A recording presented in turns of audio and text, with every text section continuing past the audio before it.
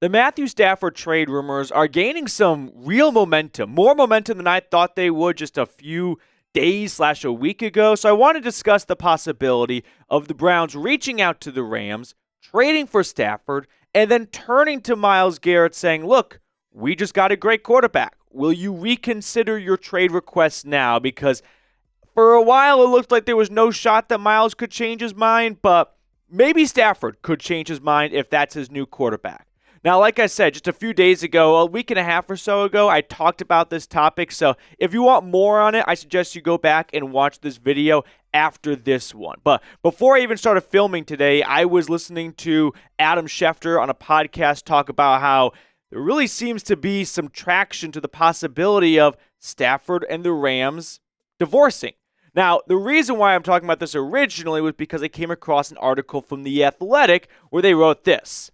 It's not a given that Stafford will remain with the Rams despite both sides' initial openness to work out a deal. The Rams have to recognize that the most competitive path forward is for Stafford to return for another year and one more run while he continues to play at a high level. But the fact that coach Sean McVay and general manager Les Snead didn't overly commit to Stafford in season-ending news conferences basically signaled their open phone lines for a potential trade. Like I said, this has some real legs to it. And when I talked about it last week, I didn't want to say I shot it down completely because we at least somewhat discussed it, but I said I don't think Stafford's leaving LA. Now I'm starting to think there might be a chance that Matthew Stafford could leave the Rams. He's been playing at a high level the last couple of years, of course, winning a Super Bowl with them, but that was 4 years ago at this point here. But still, after missing some time in the 2022 season, which looked like, hey, maybe Stafford's run out of gas after winning the Soupy in 2021, look at his numbers over the past 4 seasons, specifically the last 2 years where he's been available. This past season, he did not miss a single game due to injury. He tossed 20 touchdowns, 8 interceptions, 3,700 yards. And I think the motivation for a potential parting of ways is money. Matthew Stafford right now, based on average annual salary, is the 15th highest paid quarterback, making $40 million a year. My gut tells me Stafford wants the first number of that paycheck to be a 5. He's looking at Jordan Love, Trevor Lawrence, Tua, Jared Goff, Herbert, like all these guys who have fewer playoff wins than he does over the last couple of years. And he's not even within $10 million of their salary. So this is going to come down to money. It's going to be Stafford's got a number in mind. The Rams, I think, want to keep Stafford, but they don't want to keep him for any price whatsoever. So while Stafford's looking for a raise, the Rams probably want to find a common middle ground. But what if they don't reach a middle ground, right? What if Stafford says, my starting salary every single year better begin with a 5 or I'm not talking? And the Rams go, listen, we're not comfortable giving a 37-year-old quarterback a $50 million plus salary. We can go from 40 to 45, 40 to 46, 47, but at this point in your career, that's just too big of a gamble for us. And I think that's where we could see a trade develop. If Stafford's absolute on a bigger contract, which you can't knock him for too much. He's 37. It's his last chance to really cash in the NFL. And while he's set up for the rest of his life, he wants to set up his great grandchildren, which $50 million right now would help go a long ways for that. So that's where the two are in my eyes at this time period. Now, I've got more to share on this in just a second here, but we are closing in on 42,000 subscribers, and I want to make a deal for the Dog Pound. I've got a trip to Vegas coming up this weekend for my brother's bachelor party, and what I want to do is this. If we reach $42,000, I'm going to put a future on the Steelers win total taking the under, and then I'll pick one of the new subscribers of the channel, just any subscriber of the channel, and if that win total under hits, you get all the winnings. If it doesn't, I eat the loss. There's no risk for you whatsoever. I just want to find a way to reward one of our awesome subscribers and simultaneously root against the Steelers since it doesn't seem like a great time to take the over on the Browns win season total. But maybe we'll see what the number is at, and we could just do both instead. So hit that sub button down below if you have not already. I also got to give a quick plug to our friends over at Fanatics because I saw this shirt on sale. It's an awesome time to hop on Fanatics because they're doing a bunch of sales now that the NFL season is over. And if you enjoy the content we provide here at Chat Sports, go to chatsports.com/CLE sale. You can find this shirt, other stuff as well. Just use that link. It's in the comments and description of today's video. Now, getting back on track here. If the Browns trade for Matthew Stafford, will Myles Garrett change his mind? That is, I think, the only reason why you'd make this seismic move is to keep Garrett. Because at the moment, I don't think the Browns, let's say Garrett never requested a trade. Does it feel like a good time for the Browns to trade for a 37-year-old QB? I don't think it's a bad time, but I think coming off a 3-win season, you're not just a quarterback away.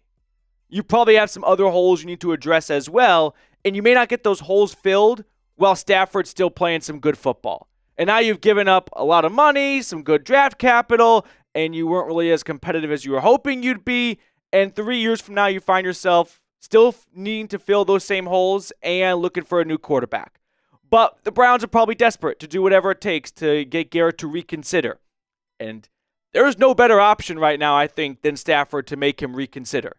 You can look at Stafford's postseason numbers, and that's something that I think Garrett would definitely fall in love with. He's 5-5 in the postseason, which postseason records are weird because if you lose a game, then you don't get to play any more games. So 500 in the postseason is not too shabby. But still, he averages 300 yards per game, 19 touchdowns, 6 interceptions. Think about this as if it was like a regular season and he played 10 games.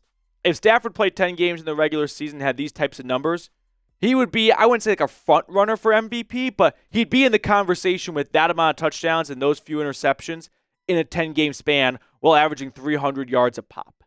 So if you're wondering what it could cost to acquire Stafford, this is the trade idea I'm sticking by. Rams probably want a first. I don't think they're going to get a first.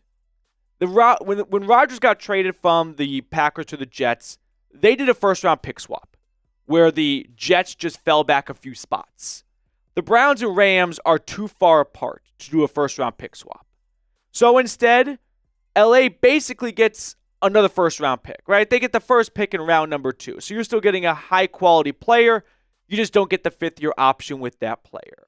Now, why would the Rams do this? Well, we talked about the money side already. Plus, what if they feel like, you know what? We've had a lot of success building in the draft.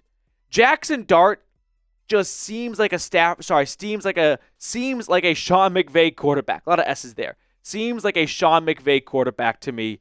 And I could see the Rams going, we can move on from a 37-year-old QB. He's got no more guaranteed money left on his deal. So we'll be in a good spot when it comes to the salary cap. We'll gain a very, very valuable early draft pick. And we're ready to roll with the new era of LA Rams football with Jackson Dart. This to me seems like it could be a win-win-win for all parties as long as Stafford wants to play in Cleveland. And every man's got a price, and if the Browns say we'll pay you $50 million, Stafford might all of a sudden really like living in Cleveland. So would you do this deal? Give me a yes or give me a no.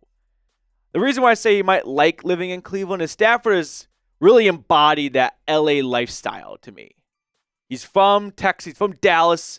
I don't know if you knew this, but he went to the same high school as Clayton Kershaw and went to Georgia. He's been a southern warm weather guy. I mean, for the Detroit Lions, of course not, but they played indoors, so maybe he wants to go back to that like AFC, NFC North style football. Maybe he doesn't want to play in the cold outdoors. I think this is a Band-Aid fix for Garrett, and it's not one that I think is a good path for Cleveland. Bending over backwards to accommodate one player while doing the other 52 players on your roster a little bit of a disservice, I don't think is a good idea of a way for a team to operate. Garrett's great. Garrett's incredible. I'm not trying to downplay Myles Garrett's impact on this team. The 33rd overall pick's valuable as well. And that's a lot of money to go to a quarterback when this team is already not in salary cap hell, but they don't have, endless cap space. They're in a little bit of a tight-ish situation. I don't know if making a major blockbuster desperate move for one player is going to be something we look back at and go, that was a wonderful idea. I wonder if it's going to age like how Rodgers in New York aged. We're giving up a lot, or Kirk Cousins in Atlanta, where you're trying to squeeze the last bit of football juice out of a player. And that's all right to do if that player is already on your team. But when you have to give up a contract and draft picks and then squeeze that football juice out of them, you may not get as much juice as you're hoping, and you've given up a lot for them. That's why I'm not saying no, cement it, absolutely not. But I'm definitely not one advocating for this idea. But let me know what your thoughts are in the comments. I love to read and see what you guys have to say. Before we sign off, I do want to pick a card. We have producer Trace. It's his birthday today. Trace Moustakis. So everyone drop an HBD in the comment section for Moose. Mr. Moustakis, which card do you want to go with? King of Clubs. So Moose is going with King of Clubs. I was thinking Jack of Clubs, actually. But I'm going to change it to 3 of Spades. You ready? No. 7 of Hearts. 7 of Hearts. All right. That will do it for us on today's episode. Thank you all so much for tuning in. I'll see everyone tomorrow.